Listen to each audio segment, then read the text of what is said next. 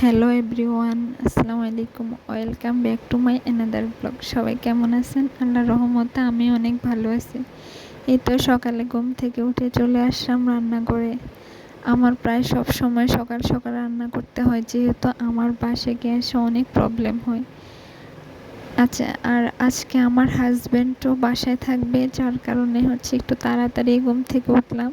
আজকে ভাবলাম একটু মুরগি দিয়ে আলু রান্না করা যায়। ফ্রিজ থেকে মুরগি নামাই তারপর পানিতে ভিজিয়ে রাখলাম। তারপর ভাবি যে ভাত বসাই দিই, এই পাকে ভাতও হয়ে যাক আমার। ভাত বসাই দিয়ে এদিকে আমি আলু পেঁয়াজ কেটে ধুয়ে রাখলাম, মাংসটাও ধুয়ে রাখলাম। তো তারপর মাসকলাইয়ের ডাল ডাল রান্না করব। মাসকলাইয়ের ডালের জন্য আমি এখানে সব ধরনের উপকরণ নিয়ে ডালটাও ভালোভাবে মেখে বসাই দিলাম। একটু তাড়াতাড়ির জন্য ইন্ডাকশনটা নামাই নিলাম, যাতে গ্যাসটা যাওয়ার আগে আমার রান্নাটা কমপ্লিট হয়। তো মুরগিটা ইন্ডাকশনে বসাই দেবো, এটা আশা আর কি আমার। তাই তো কড়াই বসাই দিয়ে পরিমাণ মতো তেল দিয়ে দিলাম। তেল, পেঁয়াজ, রসুন, পেঁয়াজ কুচি, আদা বাটা, সব ধরনের মশলা দিয়ে ভালোভাবে এটারে কষানোর জন্য বসাই দিয়েছি প্রায় 5 মিনিটের জন্য। একটু পানি দিয়ে 5 মিনিট কষাতে হবে।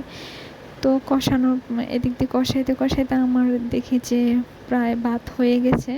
তো ভাতের মারগেলে দিয়ে আমি ডালটা দেখতেছি, ডাল কি অবস্থা।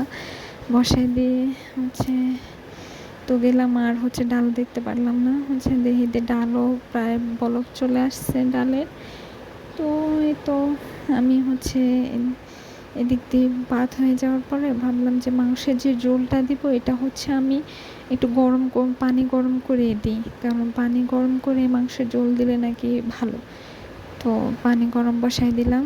এদিক দিয়ে আমার মাংসের ঝোলও কষানো প্রায় মোটামুটি শেষ পর্যায়ে। তখন আমি মুরগি আর ডাল আলুটা দিয়ে দিলাম। তো মুরগি আলু দিয়ে আরও 10 থেকে 12 মিনিট কষাই নিতে হবে।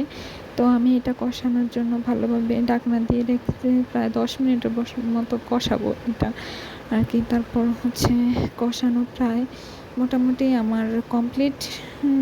তারপর মুরগির কলিজাটা দিলাম। কলিজাটা আমি পরে লাস্টে দিই, কারণ কলিজা তো না হলে একদম গলে পুরা ঝোলের সাথে মিশে যায়, তো এটা খেতে একদম ভালো লাগে না। তো এই তো আমার কষানো শেষে সব কিছু ভালোভাবে কষানো শেষে আমি এখন ঝোলটা দিয়ে দিব। তো ঝোলটা দেওয়ার পরে এটা বসাই দিয়ে চলে গেলাম। ভাবলাম যে এবার একটু নাস্তা বানানো যাক।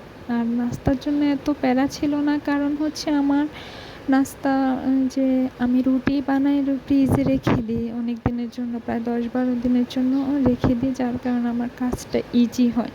নাস্তার জন্য টেনশন কম থাকে, বা অল্প সময়ের মধ্যে আমার নাস্তা রেডি হয়ে যায়। তো ফ্রিজ থেকে রুটি নামাই রাখলাম। এই পাকে ডাল আর মুরগিটা আর একটু চেক করলাম কেমন হলো। তো প্রায় এগুলো হতে রইল। তো আমি যে রুটিটা এখন একটু ভেজে নেব। রুটি ভাজার পর ওরে ডাকলাম যে ওঠো, এবার নাস্তা তো করতে হবে, আর কত ঘুমাবা। এই তো দুইজনে মিলি নাস্তা করলাম। নাস্তা কয়েকটা রুটি ছেঁকে নিলাম, তারপর 2টা ডিম সিদ্ধ করে নিলাম। আগের তরকারি ছিল, এই দিয়ে দুইজনে নাস্তা করে ফেলি। নাস্তা করে এসে দেখি যে আমার ভাত তরকারি প্রায় কমপ্লিট। তো সরি, ভাত তো আগেই হয়ে গেছে, তরকারি প্রায় কমপ্লিট। তো ডালে একটু বাগার দিয়ে ডালটা কয়েকটা বলক আসলেই নামাই নিলাম। তো ফ্রেশ হয়ে আমরা ভাত খেতে বসলাম। দুপুরে খাওয়া শেষ করে আর একটু রেস্ট নিয়ে, যেহেতু আজকে ডক্টর কাছে যাইতে হবে, একটু তাড়াতাড়ি করতেছে। তো ভাবলো যে যাওয়ার আগে একটু চা করে খাওয়াও, তো আমি শর্টকাটে লাল চাটাই বানাইলাম।